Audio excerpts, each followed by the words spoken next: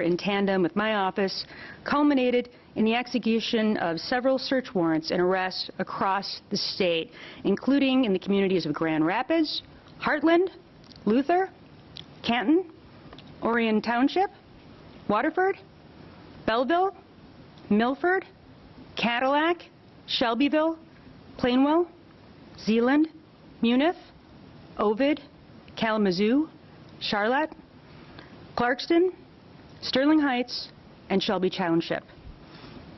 Our efforts uncovered elaborate plans to endanger the lives of law enforcement officers, government officials, and the broader public. The multi-front operation to apprehend the suspects in question was carefully coordinated and skillfully executed, resulting, very fortunately, in no casualties. Now, before we announce the preliminary charges, I want to thank the hundreds of law enforcement officers who worked across agencies and across state lines, and we are very grateful for their safety.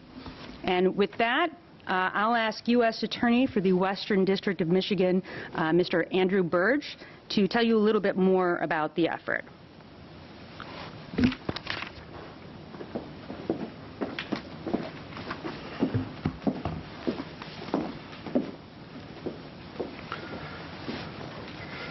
Good afternoon. Thank you, Attorney General Nessel. Last night, the FBI and Michigan State Police arrested 6 individuals charged in a federal complaint with conspiring to kidnap the governor of Michigan, Gretchen Whitmer. According to the complaint, unsealed this morning, Adam Fox, Barry Croft, Ty Garbin, Caleb Franks, Daniel Harris, and Brandon Caserta conspired to kidnap the governor from her vacation home in the Western District of Michigan before the November election. Under federal law, each of these individuals faces a term of any number of years up to life in prison if convicted. Fox, Garbin, Franks, Harris, and Caserta are residents of Michigan. Croft is a resident of Delaware. All of us standing here today want the public to know that federal and state law enforcement are committed to working together to make sure violent extremists never succeed with their plans, particularly when they target our duly elected leaders. The federal complaint in this case alleges that the FBI began an investigation earlier this year after becoming aware that through social media that a group of individuals was discussing the violent overthrow of certain government and law enforcement components. Through confidential sources, undercover agents, and clandestine recordings, law enforcement learned particular individuals were planning to kidnap the governor and acting in furtherance of that plan. The alleged conspirators used operational security measures, including communicating by encrypted messaging platforms, and used code words and phrases in an attempt to avoid detection by law enforcement. Among other activities, members of this conspiracy on 2 occasions conducted coordinated surveillance on the governor's vacation home. Fox and Croft, in particular, according to the complaint, discussed detonating explosive devices to divert police from the area of the home. And Fox even inspected the underside of a Michigan highway bridge for places to seat an explosive. The complaint further alleges that Fox purchased a taser for use in the kidnapping and that the group successfully detonated an improvised explosive device wrapped with shrapnel to test its anti-personnel capabilities. The FBI and state police executed arrests of several of the conspirators when they were meeting on the east side of the state to pool funds for explosives and exchange tactical gear. This investigation is ongoing. Agents of the Detroit field office of the FBI and other members of their Joint Terrorism Task Force, including the Michigan State Police, are conducting this investigation.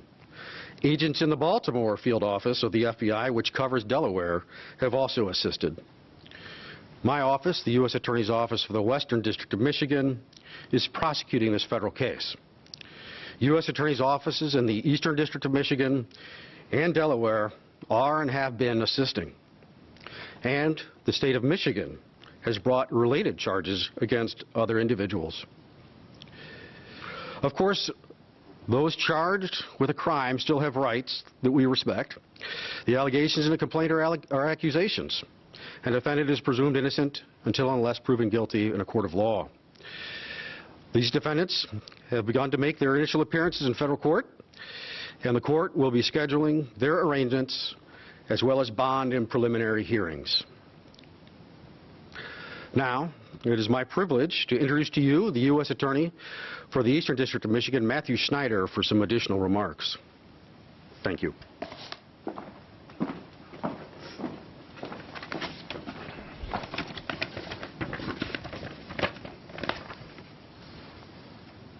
Thank you, Andrew. Good afternoon. All of us in Michigan can disagree about politics, but those disagreements should never, ever amount to violence. Because of the hard work of the men and women of law enforcement, police officers, and federal agents, violence has been prevented today. This case is being brought in the Western District of Michigan. Some of the defendants reside in the Eastern District, where some of the search warrants took place. But at the end of the day, what matters most is that the people of Michigan should be reassured that our state and federal governments are working together to keep us all safe.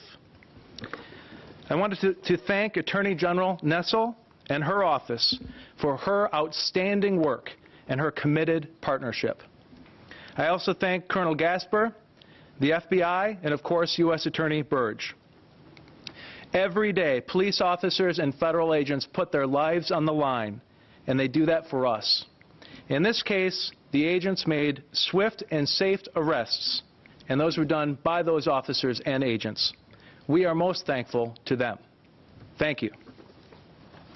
It's my pleasure now to introduce the Director of the Michigan State Police, Colonel Joe Gasper.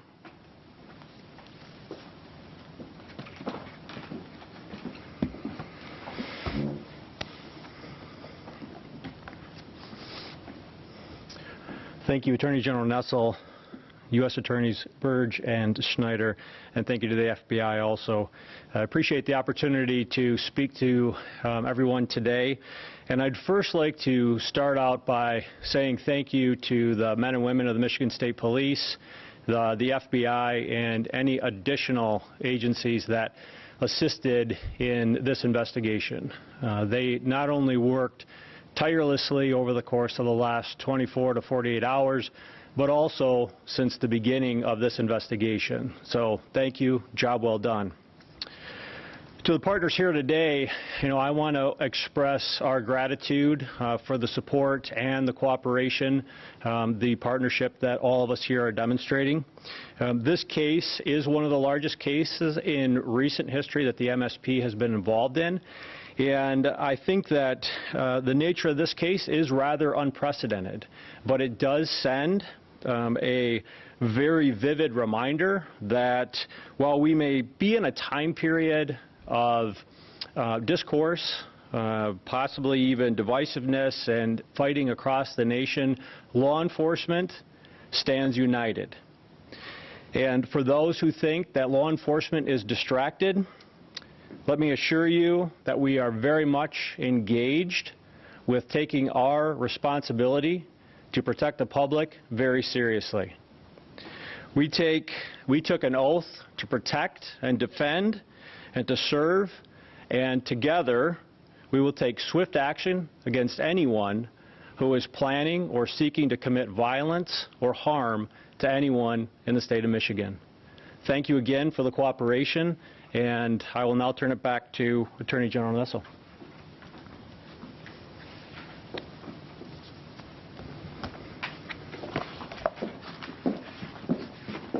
Okay, well, unfortunately, it appears as though FBI Assistant Special Agent Hawkshurst has not made it with us in time, but is he here?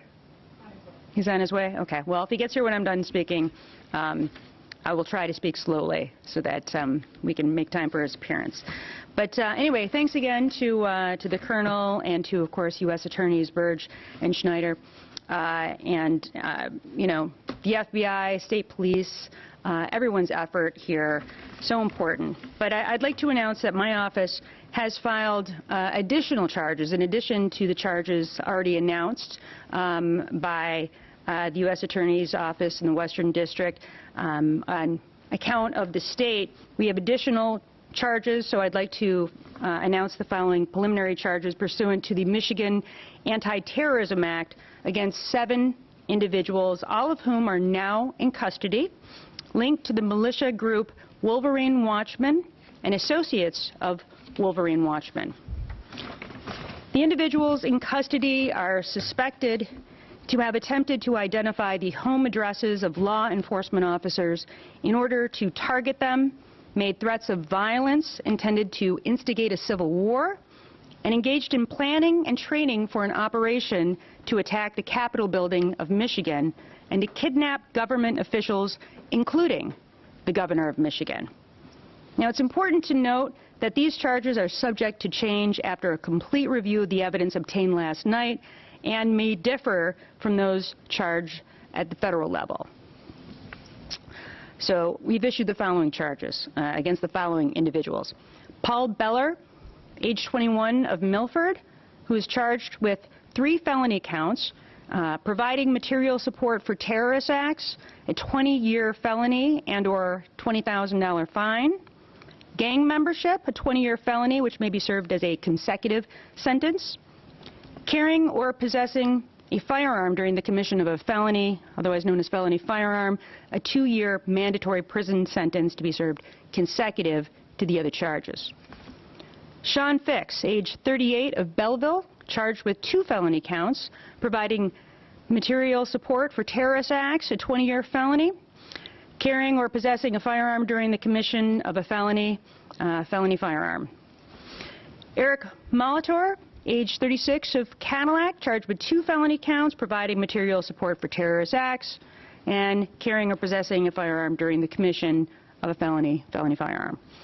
Michael Knoll, age 38, of Plainwell, charged with 2 felony counts, providing material support for terrorist acts, and carrying or possessing a firearm during the commission of a felony firearm.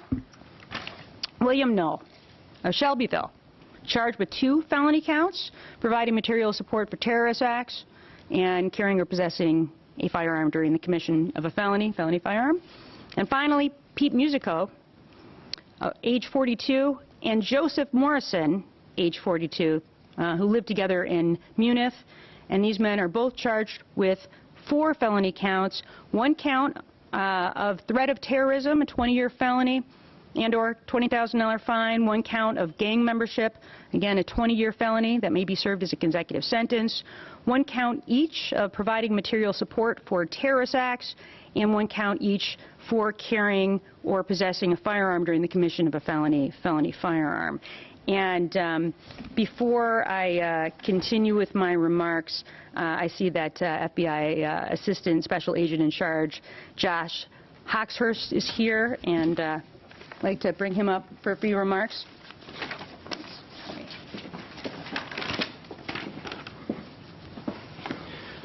Good morning. Thank you. On behalf of the FBI in Michigan, I would like to thank you and our partners of the U.S. Attorney's offices of both the Western and Eastern Districts of Michigan and the Michigan Attorney General's Office and the Michigan State Police. The primary mission of the FBI is to protect the American people and uphold the Constitution. This investigation is an example of our continued commitment to that mission to both protect the people of this state and to adhere to the rights reserved by the Constitution. The alleged conspirators are extremists who undertook a plot to kidnap a sitting governor. Whenever extremists move into the realm of actually plotting or planning violent acts, the FBI's Joint Terrorism Task Force stands ready to identify, disrupt, and dismantle their operations, preventing them from following through on those plans. An operation of this scope cannot occur without the assistance of law enforcement agencies, large and small. We're incredibly proud of the work of our agents, task force officers, and law enforcement partners during last night's operation and throughout the course of this investigation. We rely on the public's assistance to help keep us safe. If you see suspected criminal activity and want to report to the FBI, please call 1-800-CALL-FBI or submit tips online at tips.fbi.gov. Thank you.